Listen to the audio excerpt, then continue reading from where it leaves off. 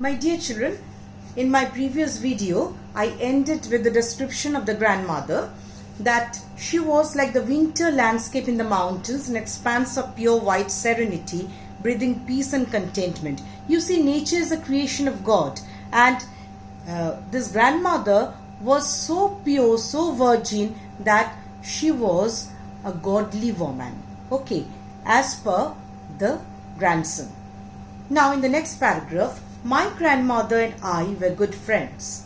My parents left me with her when they went to live in the city, and we were constantly together. So this is the first phase of, there are three phases you see. The first phase here, the grandmother woke the narrator up in the morning, made him ready for school. The school was attached to the temple, prayed in chorus, spent her time in reading books. Okay, this is the first phase. My grandmother and I were good friends. They were very good friends. My parents left me with her when they went to live in the city, and we were constantly together. She used to wake me up in the morning and get me ready for school. She said her morning prayer in a monotonous sing-song while she bathed and dressed me in the hope that I would listen and get to know it by heart. And it's quite natural, the grandmother used to sing, and that was monotonous for the grandson, because at that age grandson couldn't understand, but he liked her voice. I listened because I loved her voice but never bothered to learn it. Then she would fetch my wooden slate, which she had already washed and plastered with yellow chalk, a tiny earthen ink pot and a red pen, tie them all in a bundle and hand it to me. After a breakfast of a thick stale chapati with a little butter and sugar spread on it, we went to school.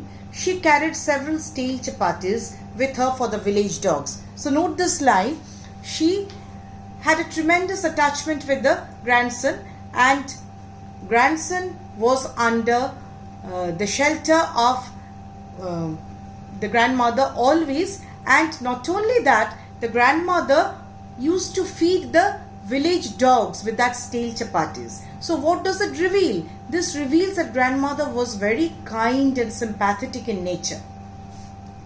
Now the next paragraph, my grandmother always went to school with me because the school was attached to the temple.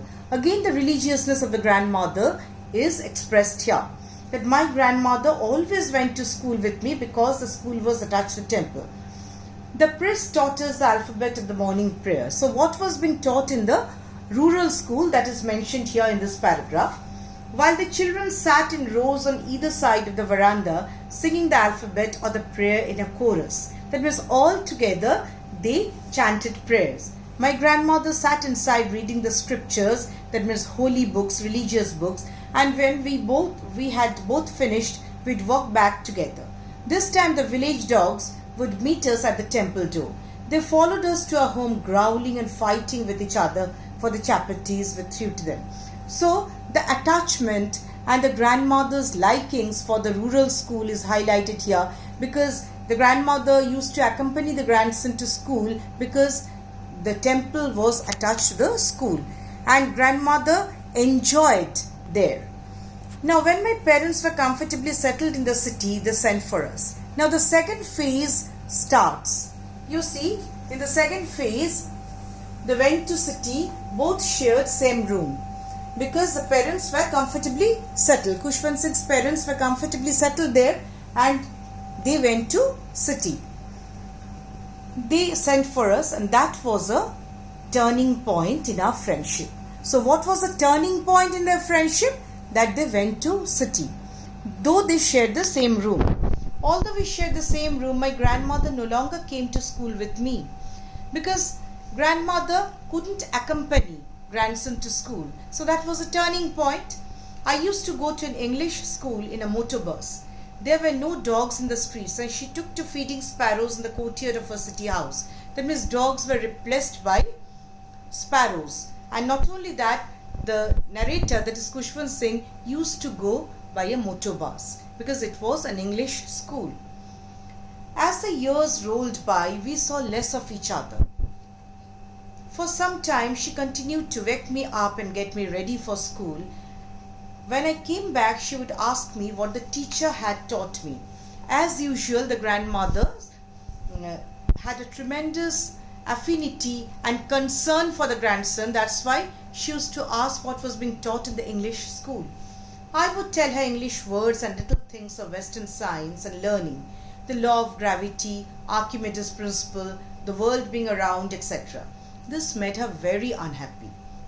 Why? Because grandmother was a bit conservative in nature, dogmatic in nature, a bit orthodox, okay. And religious teaching was not there in that school. That's why she was very dissatisfied.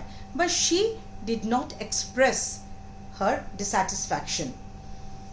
This made her unhappy. She could not help me with my lessons, and that was another point, that she was unable to help grandson with the lessons. She didn't believe in the things that taught at the English school and was distressed that there was no teaching about God and the scriptures. So why grandmother was distressed? Because there was no religious teaching, so there lies a difference between the teaching of the rural school previously and the teaching at the urban school. One day I announced that we were being given music lessons. She was very disturbed. Now grandmother was very dismayed and annoyed that music lessons were given there. To her, music had lewd associations. According to the grandmother, music had a very bad association. It was meant for the prostitutes and for the paupers. It was a monopoly of harlots and beggars and not meant for gentlefolk. So this reveals the orthodox and dogmatic nature of the grandmother. She said nothing, but a silence meant disapproval. But she didn't express anything. She didn't protest. She didn't show any sort of resentment. She accepted everything. She rarely talked to me after that, but she avoided talking to her grandson after that. Now, when I went up to university, I was given a room of my own. Now, the third phase begins here. A bond of friendship broken. Narrator began to study in a university. A separate room was given to him. So, two phases already mentioned, and the third phase comes here. I was given a room of my own. The common link of friendship was snapped. So, they couldn't sleep together. They couldn't share a particular room. So, the common link of friendship was torn. My grandmother accepted a seclusion with resignation. So, there was a silence, there was a solitude which filled the grandmother days. And there was a seclusion with resignation. She completely submitted herself to that atmosphere, to that circumstance. And seclusion means loneliness, solitariness, a desolate condition. She rarely left her spinning wheel to talk to anyone. That means she started remained busy with her spinning wheel. From sunrise to sunset, she sat by her wheel spinning and reciting prayers. Continuously she engaged herself with God and spinning wheel and all. Only in the afternoon she relaxed for a while to feed the sparrows. And I already mentioned the dogs were replaced by sparrows. And while she sat in the veranda breaking the bread into little bits, hundreds of little birds collected round her, creating a veritable bedlam of chirrupings. What does it mean? That means there was a noisy, confusing sound created by the sparrows, because there was a reciprocity of feeling between the grandmother and the sparrows. Some came and perched on her legs. Perched, P-E-R-C-H-E-D. Perched means sat. And what is the meaning of perched? P-A-R-C-H-E-D. That means in a thirsty condition. So these are called homonyms. Okay.